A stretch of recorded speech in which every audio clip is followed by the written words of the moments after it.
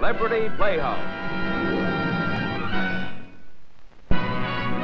George Brent, Anne Harding, May Wynn, and William Leslie in The Fleeting Years.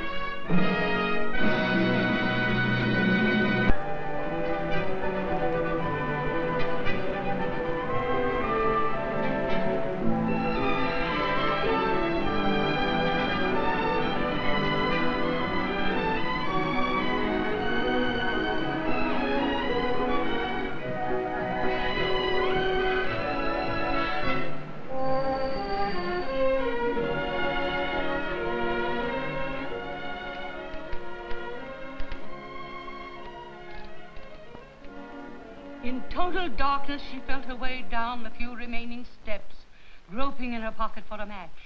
And then, at the very foot of the stairs, her foot touched something. Something cold and still and quite dead. Oh, I'm so sorry, Kathy. I didn't mean to startle you.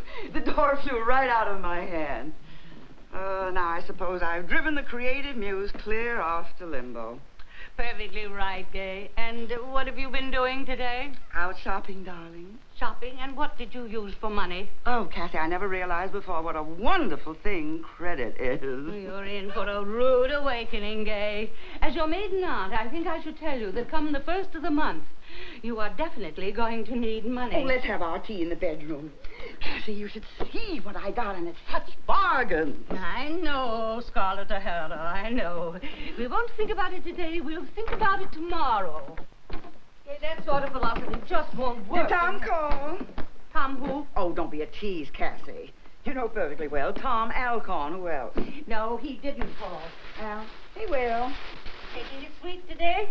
Mm-hmm. Feeling reckless. 2 spoons. Oh, come the day of reckoning. There. Do you like it? Oh, it looks sassy. Isn't it silly? You know, if I didn't have a daughter of marriageable age, I think I could pass for 10 years younger than I am.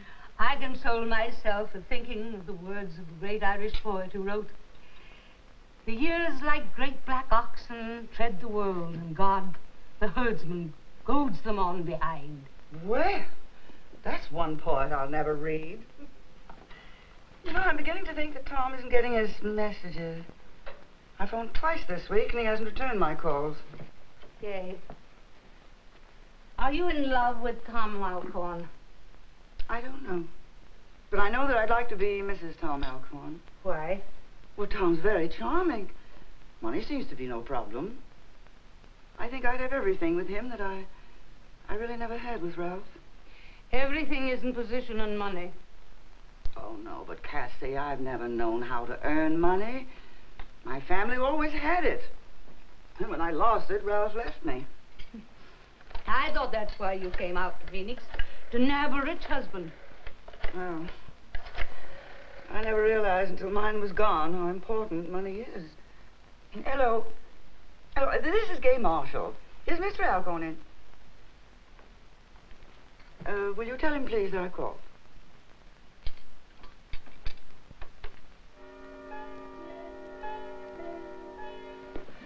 How do you like the new dress? It's a knockout. I hope it gets you what you want.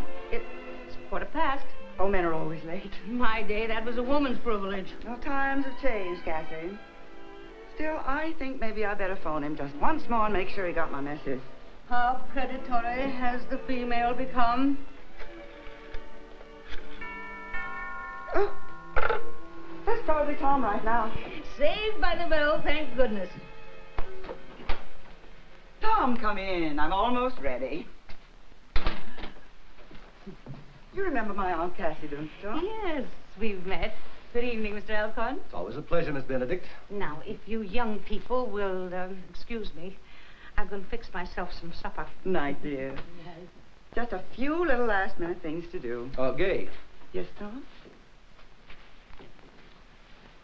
I didn't want to come here tonight, but... I don't understand you, Tom. You sound so serious. I think we should be very serious, you and I. I'm afraid I still don't understand. I think we ought to say, well, it's all been fun, but let's call it a day. We've both been fooling one another, haven't we? Fooling one another? Yes, there's been a little masquerade on both our parts. Tom, come to the point, please. Well, I think I have. You need money. I need money. You need money? We're like two parallel lines. We should never have met. Are you saying that we... Yes, dear. We're fortune hunters. Both of us. Good evening, Tom. And goodbye. Touché, dear. Bonsoir.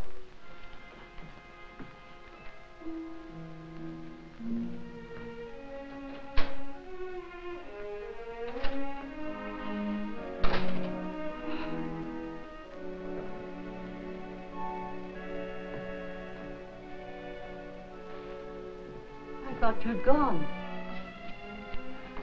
He left alone. Hi. Hey. What's wrong? Nothing. Nothing at all. I just...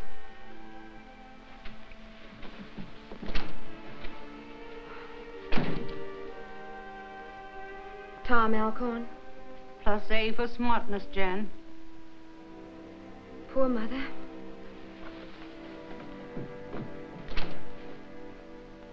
Oh, Mother, don't. He isn't worth it. Did everybody know that except me? There'll always be something to regret if you go about it calculatingly. But I have to, Jan. Doesn't anybody understand that? Mother, listen. This isn't right. For both of us to be so dependent on Cassie. I've been thinking about going to work so that you and I could get a little place of our own. And growing every chance we have? Why do you think I left New York at the height of the social season to come out here? Just to go and live in some little back apartment where if you did meet an attractive man, he'd know everything the moment he set foot inside the door? It's no good, Jan. I have to do better than that for both of us. I'm afraid Cassie's right about the years, though. Oh, Mother, you're beautiful. Hey, that looks like a new dress, is it? Oh, it's lovely. In fact, would you do me a favor and wear it tonight? Well, how do you mean, Jan? Well, John's father got in town from Kansas City, and John asked if you and I would have dinner with him at the hotel. Oh? John Everton? Yes. Please, Mother, will you? I can't imagine what you see in that cowboy. Oh, darling. Of course I'll go with you.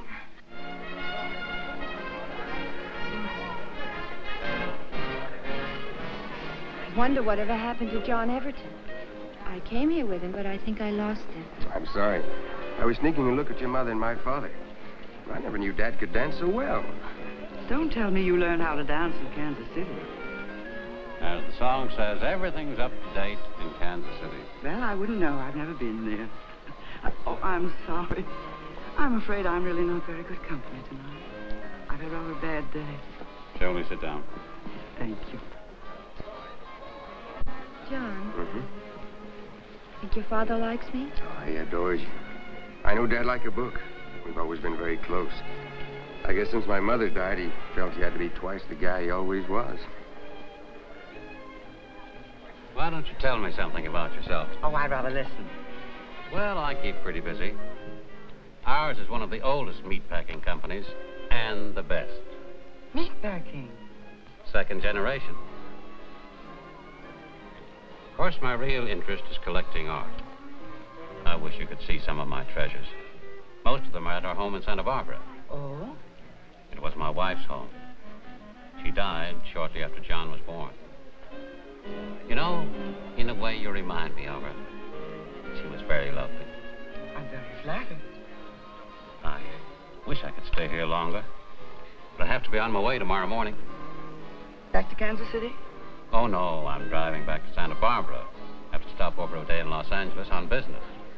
You're driving to Los Angeles tomorrow? Mm-hmm. Wish I could put it off. Oh, What a coincidence. How do you mean? I'm leaving for Los Angeles myself in the morning. By plane. Well, could I persuade you to cancel your plane reservations? You know, it might be rather fun to drive out to Los Angeles with me. It can be a long, lonely drive when a man's all by himself. Well, that's awfully nice of you, but I just always hated to change plans at the last minute. Oh, I'd be glad to cancel your plane reservation. Oh, no. I can do that all right. I think it would be a lovely idea. I'd really enjoy driving out with you. Oh, thank you. Thank you very much.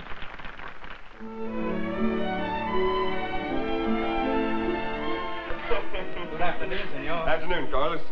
Lunch is already served, senor. Oh, good. We worked up very good appetites. Oh, I'm sure you will like it, senor. It looks wonderful. Yes, it does.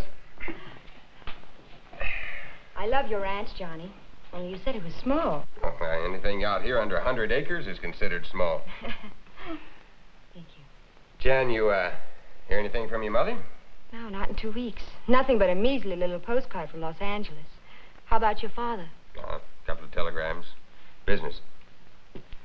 I, ran into an old friend of your mother's yesterday. Really? Who? A man named Alcorn. Tom Alcorn. Oh, yes. I don't know him very well. I'm surprised your mother knew him at all. I don't give him much. I don't think Mother does either. Glad to hear that. Everybody around Phoenix has him spotted as a fortune hunter. Well, Mother's safe, no fortune. Yes, I know. A telegram for you, senor. Oh, thank you, Carlos. Probably another one of Dad's very cryptic telegrams. Hey, get this. Your mother and my father are driving back. They're doing early this evening. Good. Let's wait for them in Cassie's. Jan, let's surprise them. Right away, before they can catch their breaths. Let's tell them that you and I are going to get married. John. I'm not the romantic type, but I mean it. That's why I brought you out here today, to ask you to marry me. John. I love you very much, Jan. Will you marry me? John, there are things that... Well, what things? Well, I'm worried about my mother and... Well, things I just can't tell you about. And don't tell me. Don't worry about your mother either. From now on, turn over all your problems to me. How about it, Jan? Shall we tell them about us? All right, John.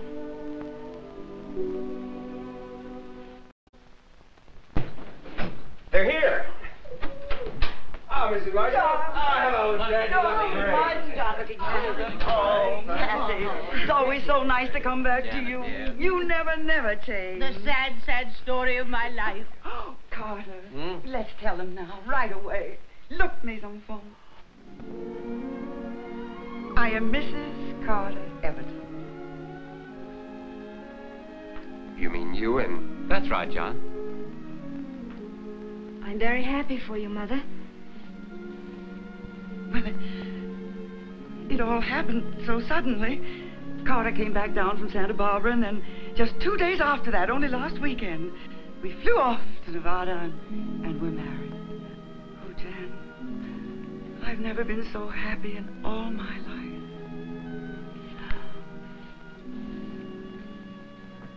Why did you do it? Do what?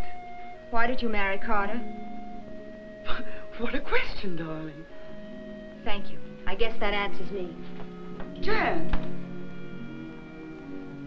What's the matter? I think you know, Mother. Carter and I married because we fell in love. And people in...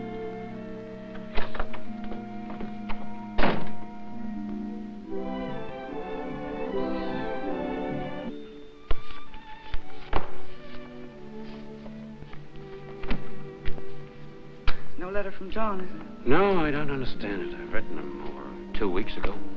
It's because of me, isn't it? Why should you take the blame? Well, I know how close you and John have always been. It'll work out. Oh, why do they have to behave like that? We could all be so happy if only... Did you phone Jan again today? Yes, she wasn't there. I talked to Cassie, but didn't get much out of her.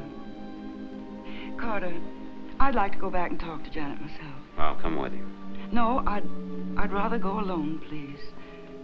All this that you and I have together, as long as it keeps John and Janet apart, it's not right. All right. You go ahead. I'll stay here.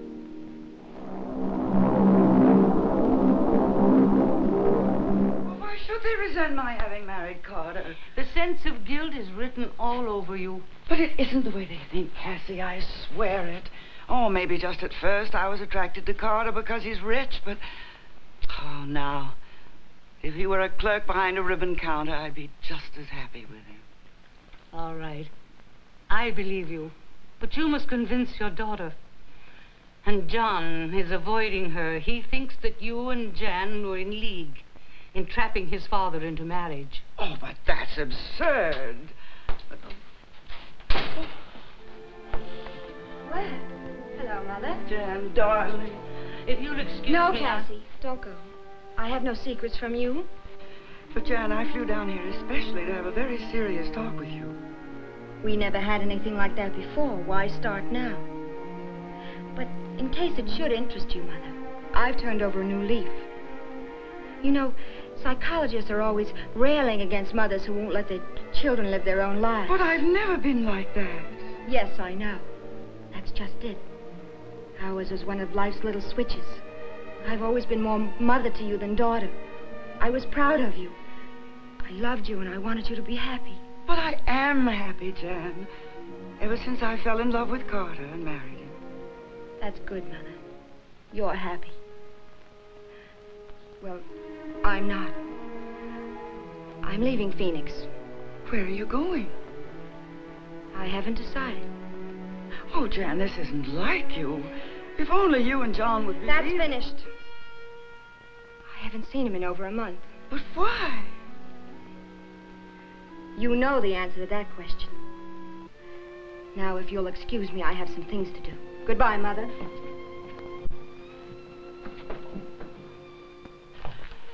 It's good of you to see me. I've just come from seeing Jan. No? How is she? Very unhappy. Oh, John, I wish I could make you believe that I love your father. May I say I don't believe you? Why? I've had a few conversations with an old friend of yours, Tom Alcorn. I'm afraid the last time I lost my temper. I punched him in the nose. That was hardly fair, since you seem convinced that he was only telling you the truth.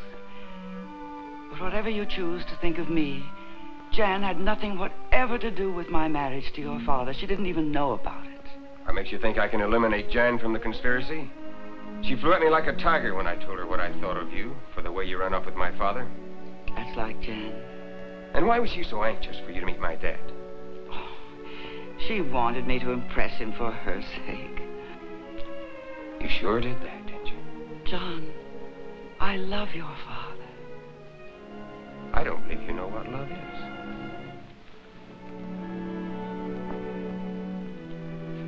I see.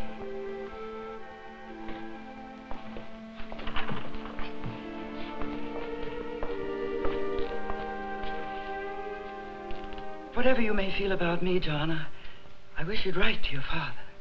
Well, I think Dad and I will get back together. As soon as you get out of his life.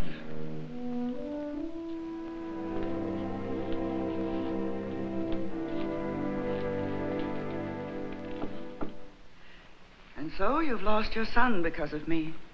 And they're both eating their hearts out because of me. Ah, they're young and impetuous. Please don't take it so to heart. They resent my marrying you.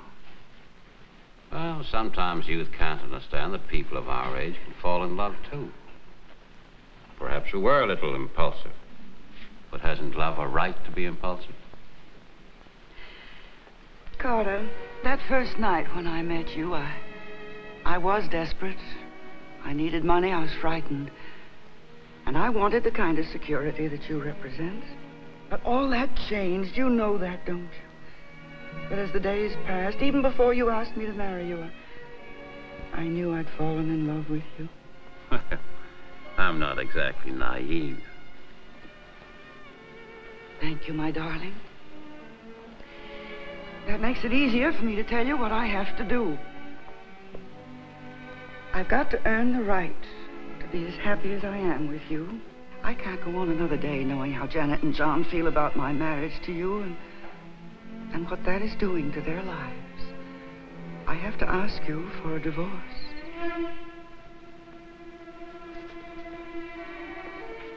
And I'm not going to give you one.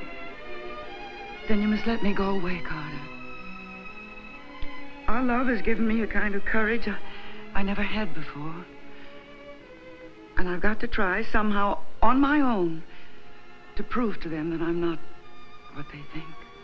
But I can't let you go. If you love me, you will. Well, all right.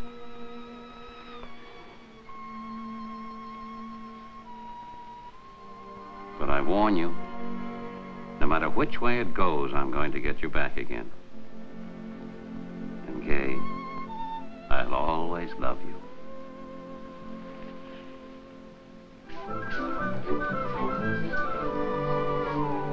Ranch, it seems like pretty good land. How much you think you ought to offer an acre? $50. A table for 3, gentlemen. This way, please.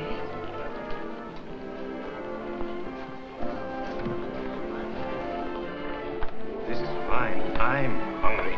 Would you care to order now? Please. We're in a bit of a hurry. Send the waiter at once.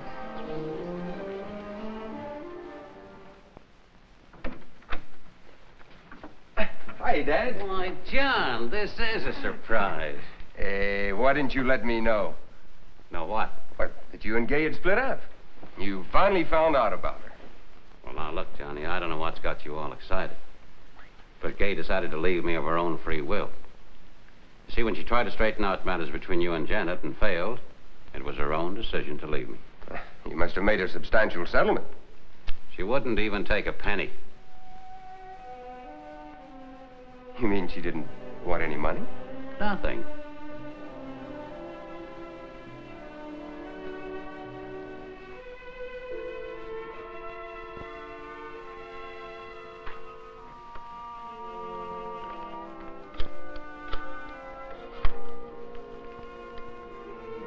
Hello, may I speak to Miss Cassie Benedict in Phoenix, Arizona, please?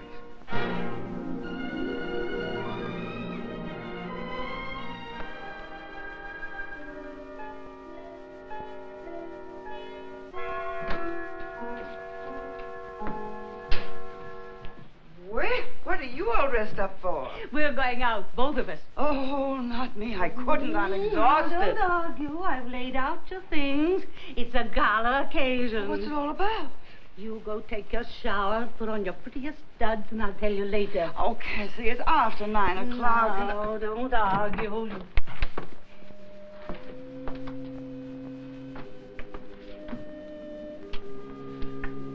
What are all the... Hello, Mother.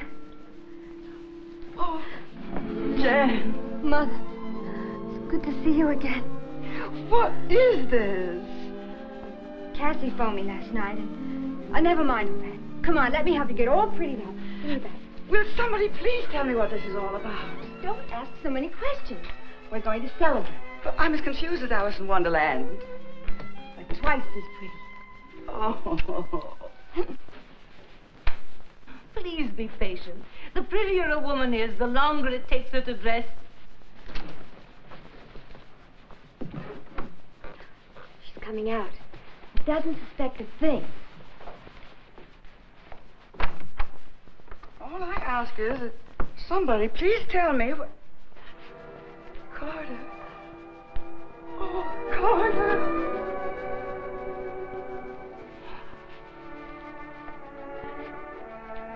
I'm sorry for being so stupid, but will you forgive me? John, I could kiss you for that. Please do. It was John's idea. Sometimes in a murder mystery, if you can get the principals to go back to the scene of the crime, you can reach a happy solution. Oh, bless you, Cassie. Welcome back with all my love, Mrs. Everett. With all my love, Mr. Everton, darling.